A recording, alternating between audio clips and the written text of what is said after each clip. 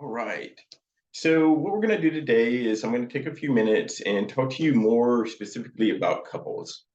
Oftentimes in clinical and in even marriage and family counseling, we talk about what's going wrong. And although we'll touch on that a little bit today, I I want to talk about what goes right and what this thing called love is and how do we ensure that um, people are continuously working on this. Staying married is hard. It's a lot of work. And, what better way for us as counselors to ensure that these relationships continue than to add strength, add resources to them. And so we switch over to the PowerPoint. I want to talk about just a couple different concepts for you. We're going to start off with Sternberg. I love this model. I think it's a really cool kind of developmental model. Um, and it gives us some insights and just ways of understanding where people are in their relationships. I would also say that this is a really great intervention and a great way of encouraging couples to work on different aspects of their relationship. Here's the model of love. You can kind of see I've drawn it out on the board as well to a point.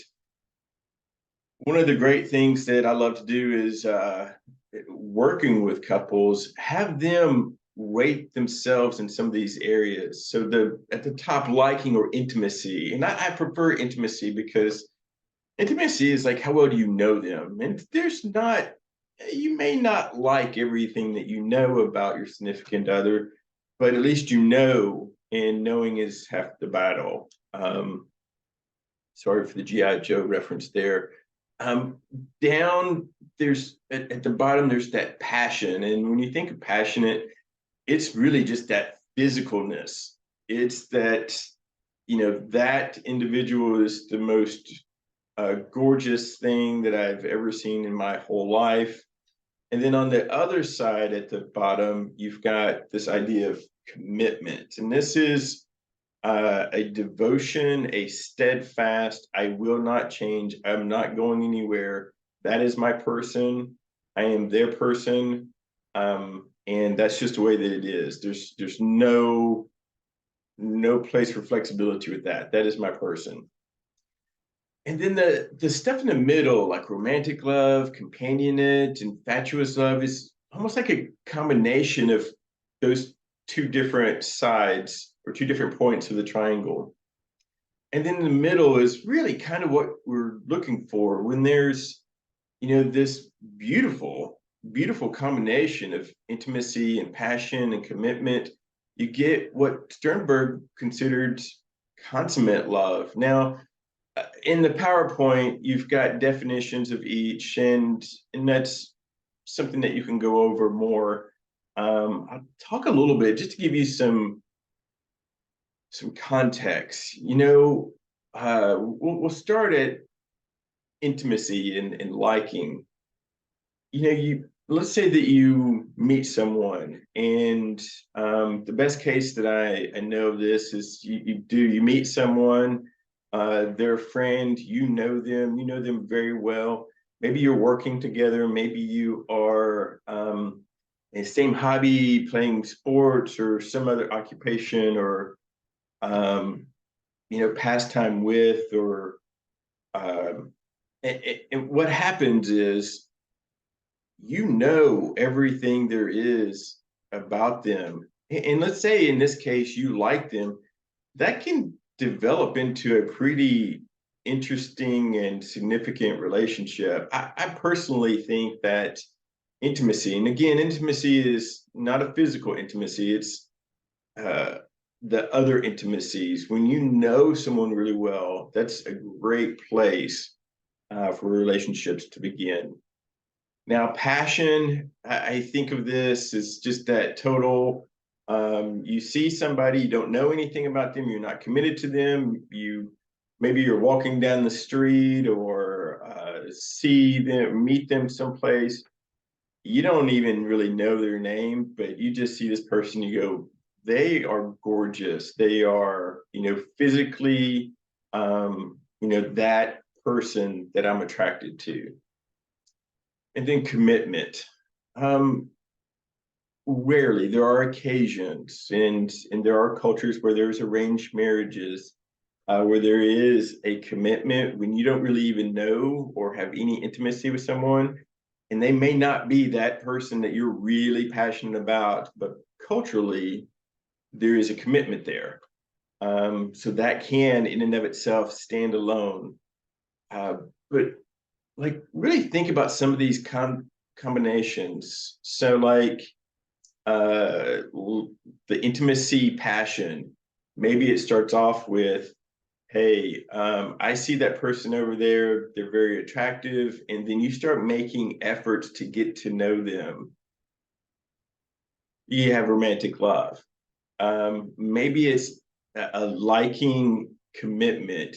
You know this person, they're your best buddy, you care a lot about them because you spent so much time with them, and you make that commitment. You make a decision that this is going to be a really great life partner, and you work great as a team, and so you get this companionate love. They may not be the most beautiful, gorgeous, handsome, person, but wow, they have all these other amazing attributes. And oftentimes passion grows later.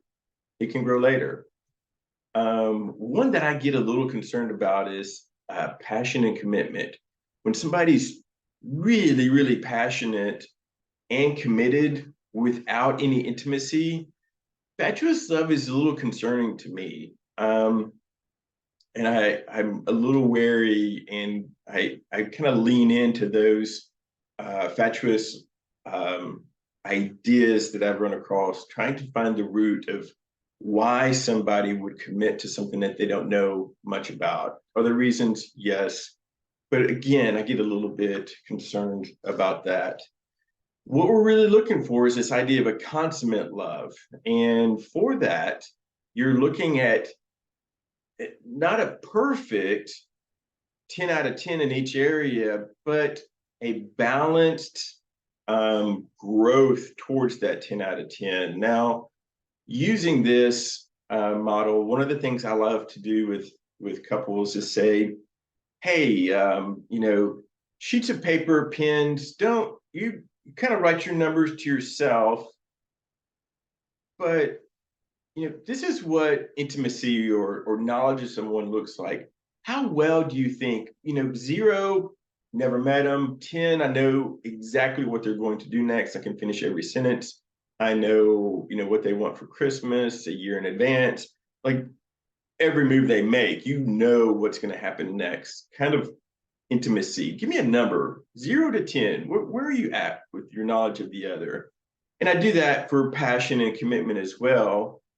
And then I go, okay, hey, so let's share our numbers and talk a little bit about why we rated ourselves. And you may get, and here I've just I did that triangle, but I did it. I'm gonna unshare for just a second. I did it in a way where it's kind of scaled, and you can take this all out. You can kind of map it any way that you want. I left the idea of consummate love in there so that you know where we're going. But then you get like people rating, and so maybe they're in for couples counseling. Things aren't going well. One person says, "Yeah, I'm a 7 out of 10 here, maybe even an 8." Another person is like, "Yeah, I'm kind of a 5." Well, we've got some differing of opinions. We see a growth area there, right? Maybe intimacy is a 3. I thought that I knew them, but I really don't. They're showing me, sides of themselves that I've never seen before, and I really question whether or not I know this person well or not. And then maybe on the other, of course, I know them. And so you can see kind of how some of this plays out.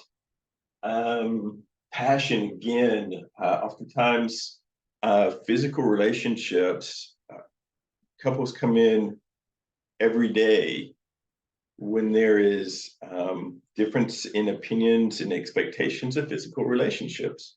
And so you can definitely see some, you know, differences in what that looks like.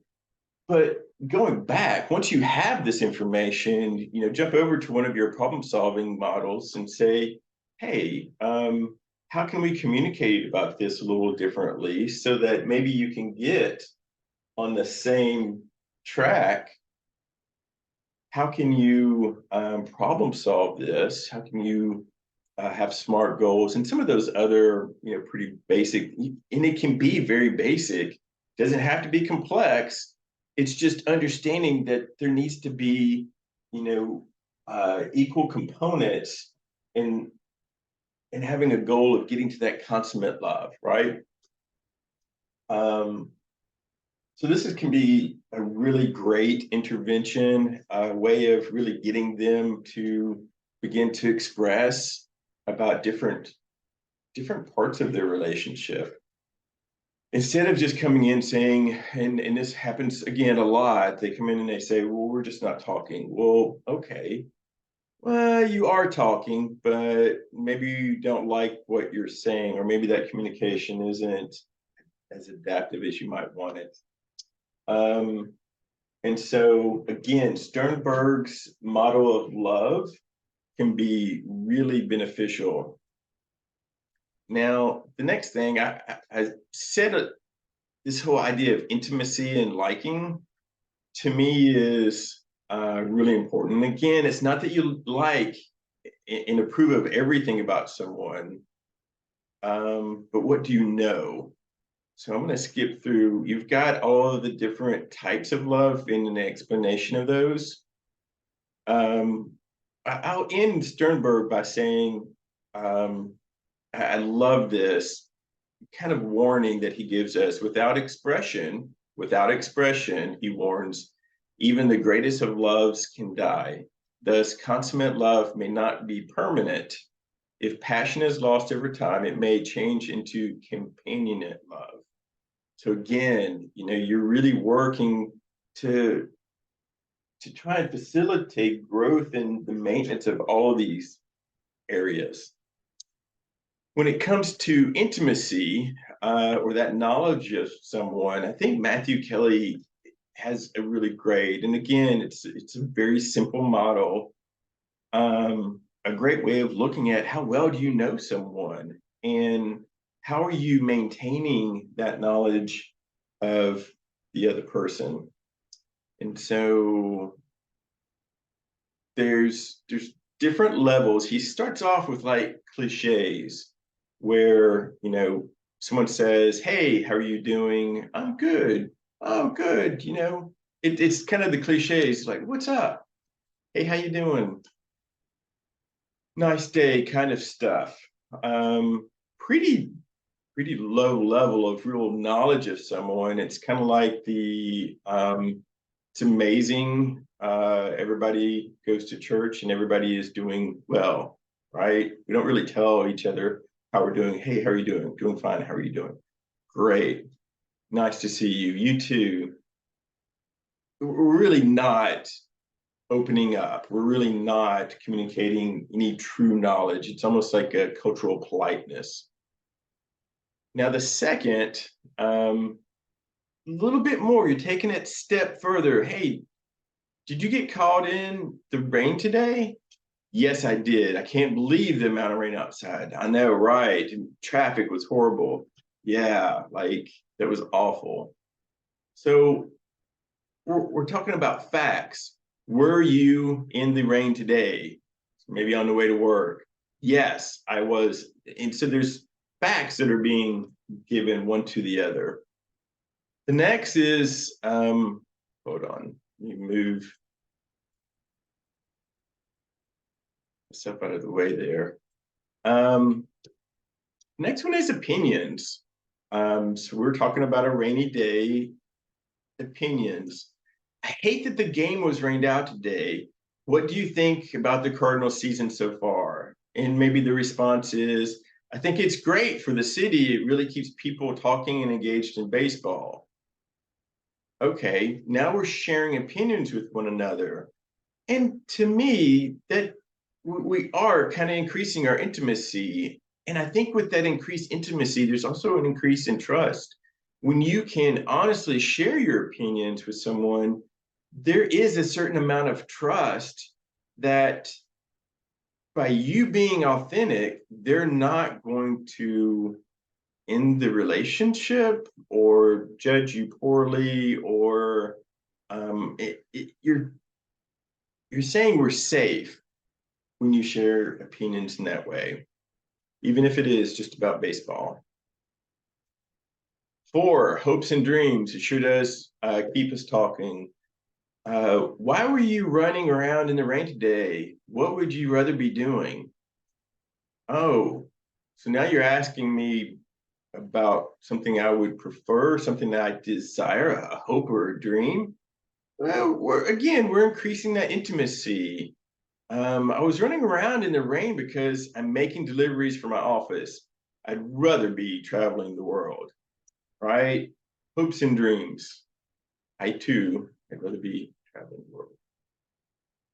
Feelings. How would you feel if you didn't have to run around in the rain anymore and could travel the world the way that you would want? We're talking again, increased intimacy. I would absolutely love that. Nothing excites me more than traveling, not even the Cardinals. Now, living in St. Louis, the St. Louis Cardinals is it's a thing. So when I write this, you need to remember I am in St. Louis. Um, Fears and weaknesses, man, we're getting like really up there close to pretty significant intimacies. When we begin to recount what's wrong with us, that's opening up an inner door into our own sense of self and how we're evaluating ourselves and communicating that, hey, this is a soft spot. I'm vulnerable here. And that's a pretty significant trust level. Again, I think there's so much trust that goes hand in hand with intimacy. The example, what is stopping you from pursuing your dreams? What's holding you back? The response, I don't want to burden my family with my selfish dream. I need to support them or they won't survive without me. Okay, there's a fear. There's a fear of not being able to support the family, uh, the needs. Again, same old, increase in trust, increase in intimacy. What would your family need to survive so that you can pursue your dream and everyone remains happy? Well, now you're really like, this is what I think they need. This is what they don't have. These are my fears. You're really connecting with people in that way. And to me, this is really, to me, developmentally, I think of this as the start of that consummate love, because the more you know someone, the more you know how to be passionate with them, the more you know what you're committing to. And yes, people do change, but you know who they are, where they come from, and most likely, if you know their hopes and dreams, you can commit to that too. I think probably one of the wiser statements that I've ever heard anyone say about dating and marriage was run as fast as you can towards the thing that you love the most, you're committed the most. And when you feel like you're in stride and you're really pursuing your dreams, look left and right and see who is running in the same direction and at the same pace. Marry them. Now that saying is really going to really understanding an intimacy leading to a passion and then the commitment. But again, under Sternberg, you need that increased level of each. And it may look like as you know more about someone, you can be more passionate about them, and you may become more committed to know more about them, which makes you more passionate. And so there can be that cyclical effect when it comes to Sternberg's love. But again, we're really just looking for that consummate love, that balance, that knowledge, and that commitment.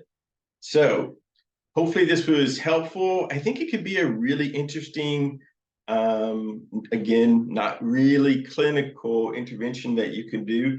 And it's also something that, as we take these classes, we can learn and grow from them. So hope this is interesting. And if you notice the 5 languages of love, that can really be a great way of getting people to do more.